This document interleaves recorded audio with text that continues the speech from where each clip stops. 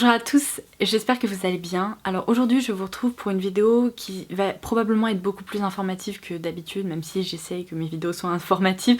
Là on va se concentrer sur une thématique en particulier. En fait je n'avais pas particulièrement prévu de la filmer, mais suite à l'une de mes dernières vidéos que je vous avais postée il y a plusieurs mois, j'ai reçu tellement de messages, tellement de retours, tellement de questions que je me suis dit mais en fait je crois qu'il est nécessaire de faire une vidéo à ce sujet parce que visiblement ça pourrait vraiment être utile et du coup je ne passe pas à côté la possibilité de me rendre utile. Donc aujourd'hui je vais me concentrer sur le cas de la kératose pilaire. J'avais abordé cette thématique assez rapidement dans l'une de mes vidéos il y a plusieurs mois et en fait j'ai été vraiment choquée par le nombre de retours et de messages que j'ai pu recevoir à ce sujet parce que non seulement beaucoup d'entre vous ne savaient même pas vraiment ce que c'était et ont réussi à mettre un mot sur cette condition de peau dont vous souffrez aussi, mais en plus du coup ça a généré pas mal de discussions où vous aviez des questions, vous étiez à la recherche de produits adaptés, etc. Et sachant que c'est une maladie de peau que j'ai depuis aussi longtemps que je m'en souvienne, depuis que je suis toute petite, et bien je me suis dit que ça pourrait être intéressant de partager avec vous mon expérience, mes conseils et bien sûr les produits que je préfère utiliser pour contrer un peu les effets de cette maladie, même si je vous l'ai déjà dit, j'aime pas appeler ça une maladie, parce que contrairement à beaucoup d'autres maladies de peau qu'on connaît bien mieux d'ailleurs, à savoir l'acné, le psoriasis, l'eczéma ou même la rosacée, et bien la kératose pilaire, sa particularité c'est que normalement, dans la plupart des cas, c'est pas une maladie qui va provoquer des douleurs en fait. Et donc c'est principalement un souci esthétique mais qui peut aussi provoquer de l'inconfort. Et c'est peut-être pour ça que c'est une maladie un peu moins connue. Mais il n'empêche que ça touche beaucoup de personnes. Et même si ma vidéo aujourd'hui ne pourra pas vous être utile directement parce que vous ne souffrez pas du tout de kératose pilaire, peut-être que ça pourra vous servir pour vos enfants, pour un proche, pour une collègue, une amie, je ne sais pas. Voilà, en gros le but c'est de vous expliquer un peu ce que c'est et de vous donner quelques conseils. Donc eh bien écoutez, c'est parti. Alors la kératose pilaire, si vous vous demandez à quoi ça ressemble, comment est-ce qu'on peut savoir si on fait de la kératose pilaire ou pas, eh bien je vais vous laisser un petit visuel à l'écran. Ça ressemble un peu à ça. Alors c'est une maladie qui est dans, je dirais au moins 90% des cas génétique, qui peut aussi être liée à une allergie alimentaire et ça peut être un effet secondaire d'une allergie alimentaire, mais c'est beaucoup plus rare. Dans la plupart des cas, c'est une maladie qui commence à apparaître dès le plus jeune âge et qu'on garde toute sa vie, hein, ou quasi toute sa vie dans la plupart des cas. Alors comment est-ce que ça se présente? En fait vous avez pu le voir sur la photo. Au niveau des zones qui sont touchées par la kératose pilaire, on a une peau qui est bien moins lisse que la normale, qui est presque rugueuse en fait. On a plein de petites bosses en fait. Alors ce sont pas vraiment des boutons, ce sont vraiment comme des petites bosses qui sont rugueuses au toucher. Et ça en fait c'est lié à une surproduction de la kératine au niveau de la peau. Les zones qui sont les plus communément touchées par la kératose pilaire, ce sont principalement donc les bras, le dos, les cuisses et parfois dans une moindre mesure le bas du dos ou même les fesses. Dans mon cas, j'ai surtout de la kératose pilaire à ce niveau-ci, donc vraiment l'extérieur là des bras, et également plutôt toute la partie supérieure du dos. Cet aspect rugueux s'accompagne aussi souvent de rougeur. Alors ça vient un peu par vague et suivant les inflammations en fait, mais généralement c'est souvent des rugosités plus des rougeurs qui s'associent et qui créent donc ces espèces de plaques en quelque sorte. Alors aujourd'hui j'ai une mauvaise nouvelle, mais j'ai aussi une bonne nouvelle heureusement pour contrecarrer ça. La mauvaise nouvelle c'est que si vous souffrez d'une kératose pilaire qui est génétique, vous n'aurez pas la possibilité de faire disparaître à 100% cette kératose pilaire et de vous soigner en quelque sorte. Évidemment je suis pas dermato et je tiens quand même à le préciser, je veux dire je suis très renseignée sur la question mais je suis pas une experte,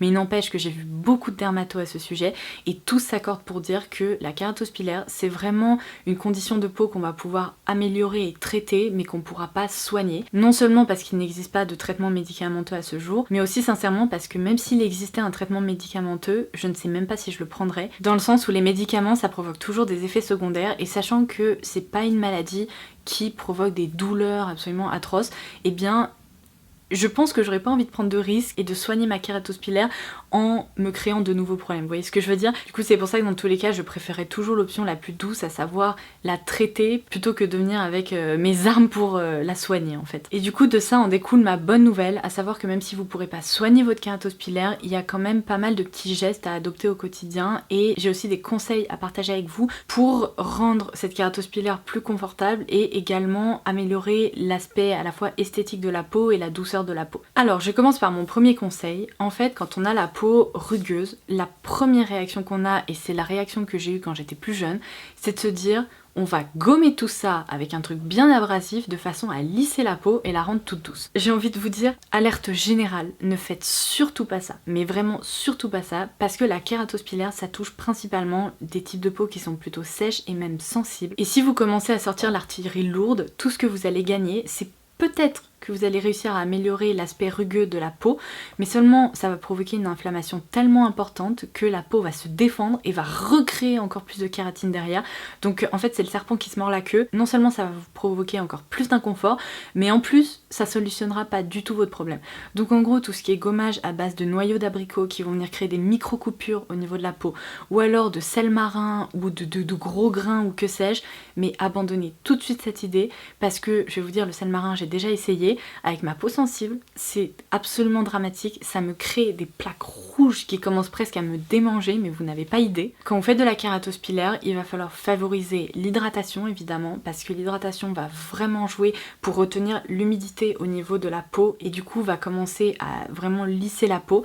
Mais les deux actifs les plus importants à retenir et ceux que vous devez rechercher dans les produits que vous allez utiliser, ce sont l'urée et les AHA. Pourquoi l'urée? Parce que l'urée c'est un des actifs qui a des effets kératolytiques. Donc sachant que votre peau crée cette kératine en surplus, et bien l'urée va venir comme lisser ses rugosités et ses petites bosses. L'avantage de l'urée, c'est aussi un actif qui ne va pas déshydrater la peau, donc c'est hyper bénéfique pour ce cas-là. Et le deuxième actif que je vous citais, ce sont les AHA, donc les acides de fruits. Pourquoi? Parce que au lieu d'opter pour de l'artillerie lourde et des gommages vraiment très abrasifs comme je vous le disais, l'avantage des AHA, c'est qu'ils vont créer un gommage en fait chimique plus en douceur. Parfois dans les gommages aux AHA, vous avez des toutes petites granules et ça peut tout à fait convenir à votre situation. Mais en gros le mot d'ordre de tout ça c'est vraiment la douceur. Alors faites attention en revanche aux AHA, sachez que ce sont des photosensibilisants et qu'il ne faut pas aller s'exposer au soleil après avoir utilisé des AHA, que ce soit sur votre visage ou votre corps. Ça va vous provoquer des taches pigmentaires, ça va sensibiliser votre peau, etc.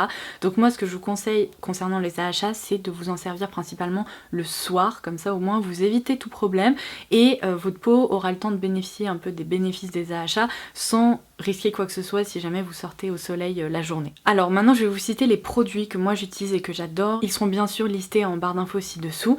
La première gamme que je vous avais citée dans la vidéo dont je vous parle depuis le début et que j'adore et que j'utilise depuis un moment maintenant, c'est la gamme de chez CeraVe qui s'appelle la SA Smoothing Cream. Donc en français SA crème anti-rugosité. C'est une crème qui est concentrée à base de 10% d'urée et dans cette gamme il existe également un gel douche. Alors le gel douche en fait ou le gel lavant je l'ai terminé donc il faut que je le rachète. C'est vraiment la routine parfaite pour les peaux qui font de la kératospilaire puisque sous la douche vous pouvez du coup laver cette zone avec le nettoyant adapté et ensuite quand vous sortez de la douche vous pouvez appliquer cette crème qui est vraiment une crème onctueuse, réconfortante et qui va travailler sur le fait de lisser la peau et d'éviter les inflammations. Ça je vous l'avais vivement recommandé, j'ai eu des retours sensationnels à propos de cette crème puisque je dirais qu'en moins de 3 jours vous commencez à avoir des effets vraiment hyper positifs et donc voilà pourquoi je l'adore. Et en plus elle est pas très chère donc c'est juste parfait. Le gommage que je préfère et que j'ai découvert il y a quelques semaines maintenant, c'est un produit de la marque First Aid Beauty, c'est le KP Bump Eraser. Alors la traduction en français est absolument géniale, on dirait une traduction québécoise, ça me fait mourir de rire. Ils appellent ça l'exfoliant corporel contre la peau bosselée kératinique. Ça n'a aucun sens, mais on comprend le principe, au moins c'est très imagé. C'est un produit qui est concentré à base de 10% d'AHA et vous allez le voir, je vais vous faire un zoom, mais en fait c'est un gommage avec plein de micro-granules, mais quand je vous dis des micro-granules, on a l'impression d'avoir comme des petits grains de sable en fait à l'intérieur du produit. Et c'est vraiment un produit qui va miser sur un gommage mécanique et chimique, allier ces deux bénéfices pour vraiment améliorer la texture de votre peau. Ça fonctionne du feu de Dieu sur les rugosités. Le seul petit truc que j'aurais à lui reprocher, c'est que le parfum est vraiment pas dingue, ça sent vraiment les actifs en fait. Donc c'est pas un truc sensoriel sous la douche, mais vous savez quoi, je m'en moque un peu dans le sens où il est tellement efficace que je lui pardonne complètement. Je m'en sers en première étape et après je passe à mon gel douche qui est plus sensoriel et du coup ça me fait complètement oublier cette première étape pour du coup lisser la peau, mais ça c'est une petite merveille. Et un autre produit que j'adore c'est celui de chez Ren qui s'appelle le AHA Smart Renewal Body Serum. Ils appellent ça donc un sérum pour le corps parce que vous allez le voir mais c'est une lotion en fait très liquide en quelque sorte qui pénètre hyper facilement, qui est vraiment très confortable et là c'est un produit assez sensoriel, notamment si vous aimez les odeurs un peu d'orange acidulée ou d'orangina, bah c'est hyper frais quoi. Donc particulièrement pour cette saison, je le trouve hyper sympa et hyper confortable. Et donc là le principe c'est le même, c'est que vous avez un produit qui est concentré en AHA et donc c'est un produit qui fonctionne hyper bien pour lisser la peau et la rendre aussi plus confortable puisqu'il est bien hydratant. Alors sachez que ces produits fonctionnent hyper bien pour moi, je sais qu'ils fonctionnent aussi hyper bien pour d'autres personnes, mais sincèrement c'est très personnel. Peut-être que certains fonctionneront mieux que d'autres pour vous. La kératospilaire c'est sincèrement un voyage, vous allez avoir besoin de tester plusieurs choses pour voir ce qui fonctionne le mieux sur vous et les produits que votre peau préfère. Moi je sais que ceux-là ce sont mes indispensables. Peut-être que vous allez préférer miser sur d'autres produits, même si généralement les produits les plus adaptés à la kératospilaire, comme je vous le disais, ce sont les produits à base d'urée et d'AHA. J'ai noté 2 références qui m'avaient été conseillées que j'essaierai de tester un de ces jours. Apparemment chez Eucerin, il y a également une crème corps concentrée en urée, donc je vous laisserai ça aussi en barre d'infos. Et beaucoup d'entre vous m'ont dit qu'elles utilisaient un produit de la marque Instituto Espagnol qui m'intrigue beaucoup parce qu'il coûte moins de 7 € et apparemment c'est de la bombe. Donc comme je vous le disais, là évidemment je suis équipée en matière de produits, mais j'essaierai de tester ces références aussi dès que j'en ai l'occasion. Donc je pense que vous l'aurez compris, mais le plus important pour essayer de traiter votre kératospilaire, c'est d'adopter un rituel avec des produits adaptés et donc de laver en douceur. Pourquoi pas effectuer un gommage, puis ensuite hydrater, hydrater, hydrater. Ne loupez jamais une journée d'hydratation parce que vous verrez qu'en fait ça repart. C'est tout le temps comme ça, c'est une espèce de boucle, c'est une routine à prendre, mais à partir du moment où on commence à adopter cette routine et qu'on s'y tient, je peux vous jurer que les résultats sont juste incroyables. L'autre conseil que j'ai à vous donner concernant la kératospilaire, c'est qu'elle déteste les frottements. C'est ce qui provoque des inflammations. Donc le conseil le plus basique et celui auquel vous pensez peut-être pas, c'est que quand vous sortez de la douche, n'utilisez surtout pas votre serviette pour frotter vos zones comme ça touchées par la kératospilaire. Vous savez, quand on est un peu pressé, on a tendance à se frotter comme ça au pop-up et puis après on va s'habiller. Ne faites jamais ça. Adoptez des gestes un peu plus doux, tapotez, vous voyez, pour absorber les excédents d'eau, etc. Mais ne frottez pas, parce qu'en fait ça va activer les rougeurs, ça va activer peut-être même de l'inflammation et c'est pas du tout ce qu'on recherche, c'est un peu contre-productif. Donc, vous savez quoi, quand vous sortez de la douche, zen, on s'enroule dans la serviette, on prend 1 minute pour soi, un peu cocooning, on tapote, et tout va bien se passer. Comme je vous le disais, la kératospilaire n'aime pas les frottements, mais souvent elle n'aime pas non plus le calcaire. Alors ça dépend un peu de votre peau, si vous êtes plus ou moins réactive. Je sais que quand j'étais petite à la maison, mes parents avaient fait installer un adoucisseur d'eau parce que c'était dramatique, le calcaire avait des effets incroyables sur ma peau. Alors en grandissant ça s'est vraiment calmé, mais de temps en temps ça peut réactiver quelques inflammations. Donc si jamais vraiment pour vous c'est le cas, eh bien peut-être qu'il faudra vous pencher vers des solutions. Je sais qu'aujourd'hui il existe quand même pas mal d'options un peu moins chères que des systèmes de traitement de l'eau, etc., comme des adoucisseurs d'eau. Il existe aussi par exemple des trucs que vous pouvez visser au niveau de votre pommeau de douche pour justement retenir le calcaire. Enfin là il va peut-être falloir faire un peu plus de recherche, mais je sais qu'il existe des options. Un autre conseil auquel on pense pas du tout, et pourtant c'est probablement le truc le plus évident au monde, c'est que vos problèmes de peau sont très potentiellement lié à votre alimentation. Je vous invite vivement à vous renseigner sur la question parce que je pense que vous pourrez faire des découvertes absolument folles, mais on sait très bien qu'il y a aujourd'hui certains aliments, etc., qui ont tendance à provoquer des inflammations, d'autres qui ont tendance à calmer les inflammations, et le régime en fait alimentaire que je vous conseille le plus quand vous avez une maladie de peau, mais peu importe la maladie de peau, c'est d'essayer de manger un maximum de légumes et de légumineuses, de vraiment consommer des produits sains de façon à pas provoquer d'inflammation au niveau de votre peau. Mais la piste à explorer, et ça évidemment c'est un test à faire sur plusieurs semaines et pas en 2 jours parce que sinon ça sera pas probant, c'est d'essayer d'adopter un régime sans lactose ou sans gluten, parce qu'on sait très bien qu'aujourd'hui il y a beaucoup de personnes qui sont soit allergiques, soit intolérants, et comme je vous le disais en début de vidéo, peut-être que votre kératospilaire est en fait un effet secondaire de votre intolérance plutôt qu'une maladie génétique. Et ça, si vous ne testez pas, en fait, vous ne saurez jamais. Moi, typiquement, je sais que j'ai arrêté de consommer du lactose, ou en tout cas, j'essaie de limiter au maximum ma consommation de lactose depuis quelques années, puisque j'ai déjà constaté que ni ma peau ni mon ventre n'apprécient ça. J'étais une grosse consommatrice de yaourt et j'ai complètement arrêté d'en manger. Aujourd'hui, je ne mange que des yaourts au soja, et depuis que je fais ça, franchement, j'ai vraiment vu un avant-après. Les rares fois où je consomme du lactose, c'est vraiment de temps en temps quand je mange un peu de fromage, ou alors peut-être dans quelques pâtisseries, mais je veux dire par rapport à mon alimentation globale c'est vraiment anecdotique, et ça m'a beaucoup aidé. Donc essayez de regarder un peu si vous mangez du lactose ou du gluten, ça pourrait aussi être une piste d'amélioration. Et enfin, pour clôturer cette vidéo, mon dernier conseil va s'adresser à ceux et celles qui prennent des compléments alimentaires pour, par exemple, améliorer l'état de leurs cheveux, pour les rendre plus forts, pour les faire pousser, etc.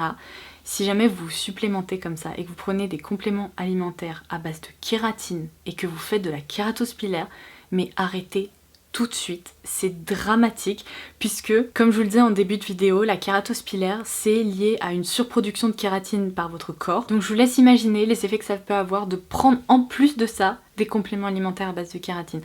Je crois que franchement c'est un des pires trucs à faire. Si jamais vous ne saviez pas que vous faisiez de la kératospilaire et que du coup vous prenez ces compléments alimentaires, arrêtez tout de suite. C'est vraiment, ça ne va pas vous servir, ça ne va pas vous aider. Essayez de miser sur d'autres actifs peut-être pour vos cheveux, etc. parce qu'il y en a d'autres. Vérifiez la liste des ingrédients. Il ne faut pas prendre de kératine en plus si jamais vous vous reconnaissez dans tout ce que je viens de raconter depuis le début de cette vidéo. Et voilà, je crois que j'ai fait le tour de la question. J'ai pu partager avec vous tous mes conseils, tout ce que j'ai pu apprendre au fur et à mesure du temps par rapport à cette maladie de peau. J'espère que tout ça, ça pourra vous être utile et bien sûr je compte sur vous en commentaire ci-dessous pour me dire si j'ai peut-être oublié certaines choses, si vous avez d'autres conseils à partager avec nous. Le but c'est vraiment qu'on échange et toutes les expériences sont bonnes à prendre, n'est-ce pas? Sur ce, il ne me reste plus qu'à vous dire de bien vous hydrater et je vous embrasse très très fort, je vous dis à très vite.